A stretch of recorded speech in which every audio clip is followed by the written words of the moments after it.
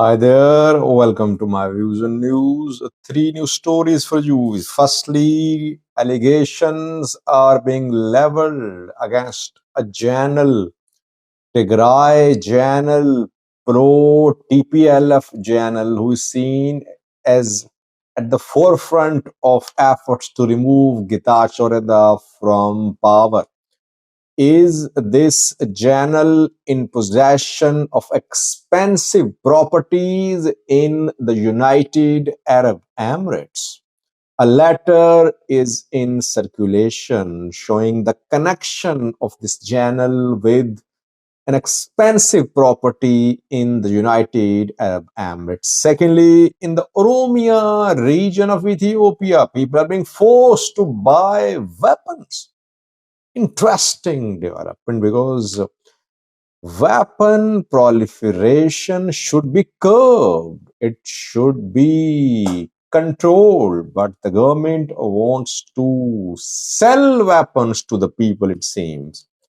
And lastly, Amnesty International has issued another report, another statement about the human rights situation, the crisis in the Amhara region of Ethiopia.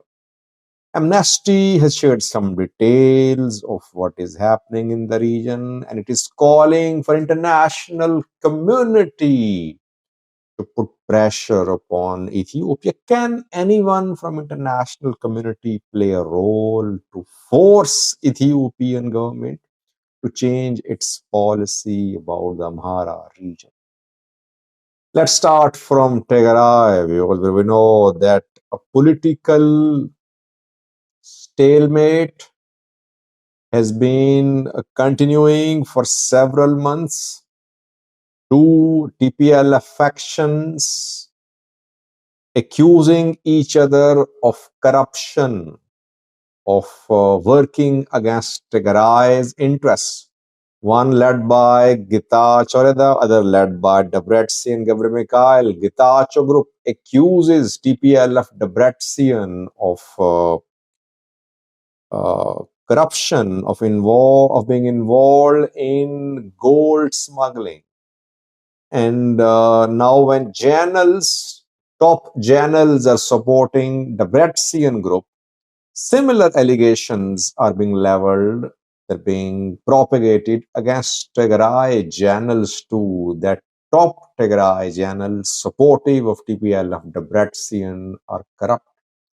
They have properties which they bought beyond their means. They have assets beyond means. A letter is in circulation. Since yesterday, this letter has been in circulation. Obviously, it is being propagated by Getachew Reda supporters.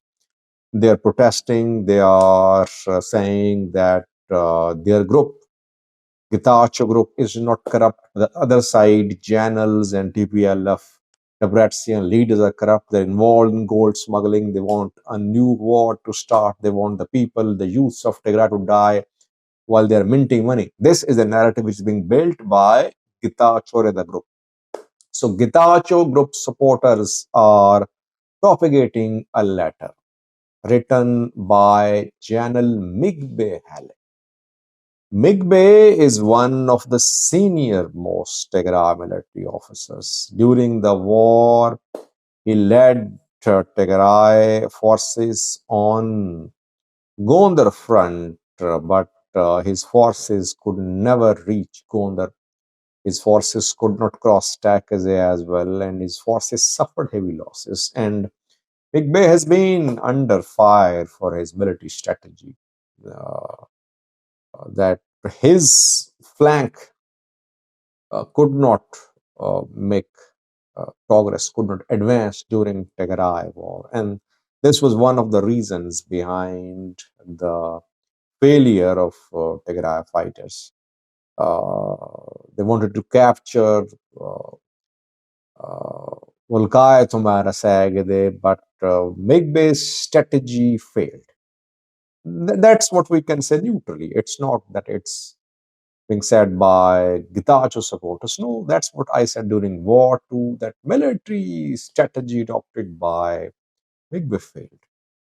Uh, Now, Migbe has written a letter, allegedly again I'm saying, Migbe has written a letter to the Mark Properties, which is a real estate company in the United Arab Emirates.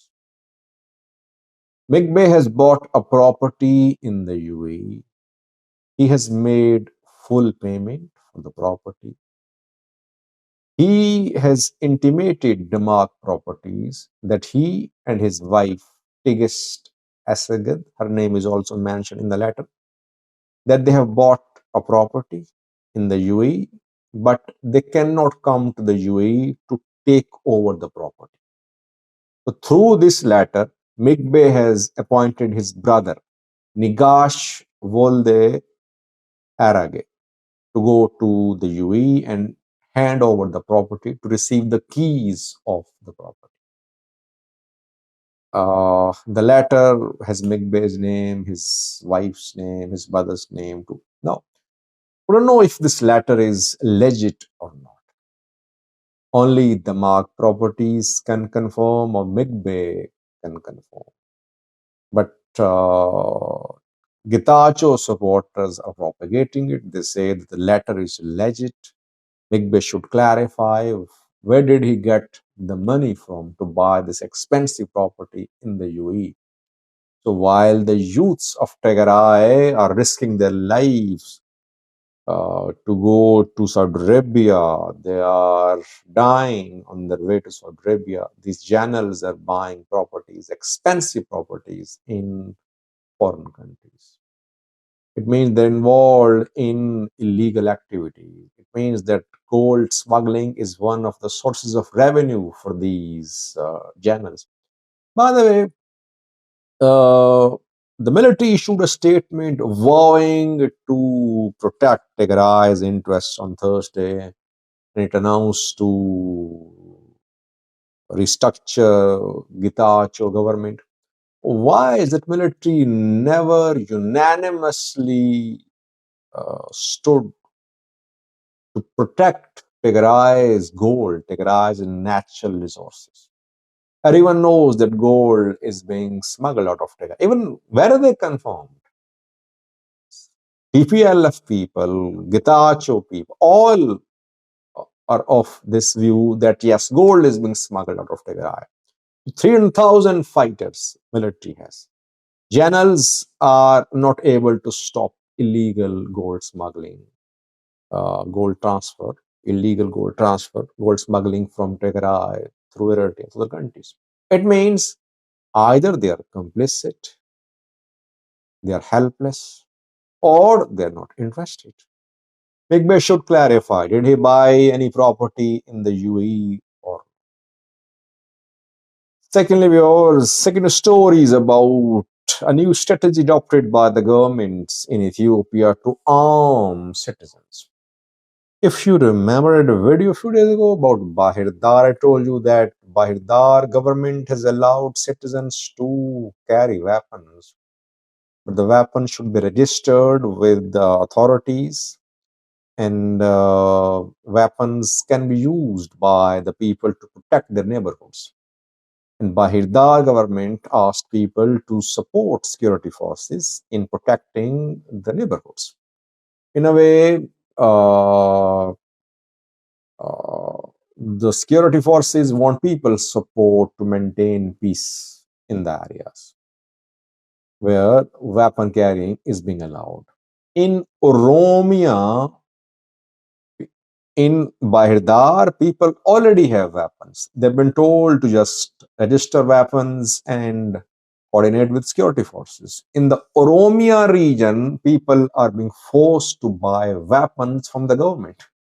Interesting. I mean, security forces want to delegate their task.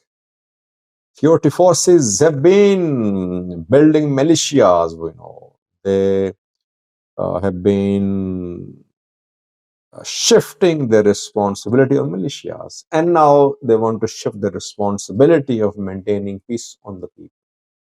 masses. In Horogodoro Valega, in West Valega, in Kalam Valega, in Southwest Shoa zone, in these four zones of the Oromia region, authorities are asking people to buy weapons. 10,000 bir per piece. Weapons and ammunition. Those who are not buying weapons, they are being punished. They're being told that they could face imprisonment. And people are being told that they can use these weapons to protect their neighborhoods. Is it an admission of failure of the security forces that they cannot protect their areas of under their command, and they want to involve people now? And secondly, already there is arms proliferation in Ethiopia. 2 year long Tigray war led to proliferation of weapons everywhere in Ethiopia, in Tigray, Amhara, Oromia.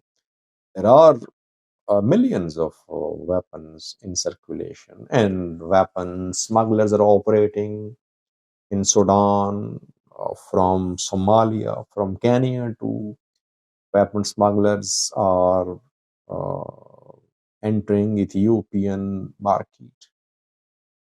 So why is that government is promoting weapons proliferation? Once people get weapons, they start organizing themselves. Then they can join armed groups too. They can form armed groups as well. It's basically an announcement of failure, an admission of failure by the security forces. They cannot protect the people. Lastly, viewers, Amnesty International is asking international community to intervene now to stop what is happening in the Amhara region of Ethiopia. 2 days ago, Amnesty International issued a statement saying that grave human rights abuses are being committed in the Amhara region. Arbitrary detentions, imprisonments, arrests are underway in the region. People are arbitrarily arrested and they are kept at detention camps for days. They are not taken to courts. They don't have any remedy available. Their families don't know where they are.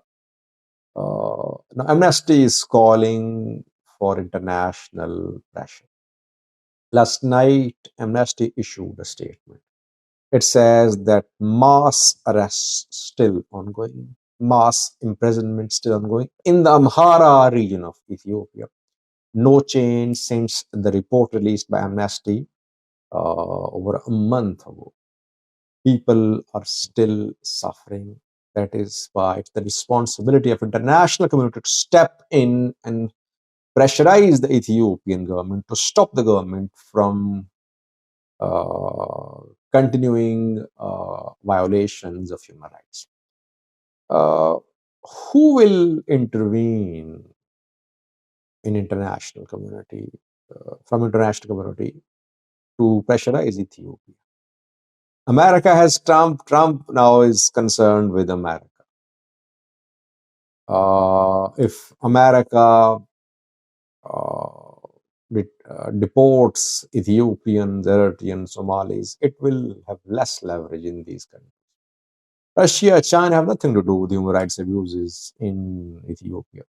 Middle Eastern countries are also involved in human rights abuses in their own countries. There is basically no one power, no one institution which can play any role in putting pressure upon Ethiopian government. African Union, I get toothless bodies, they support governments. Amnesty knows very well that its reports will lead to no change.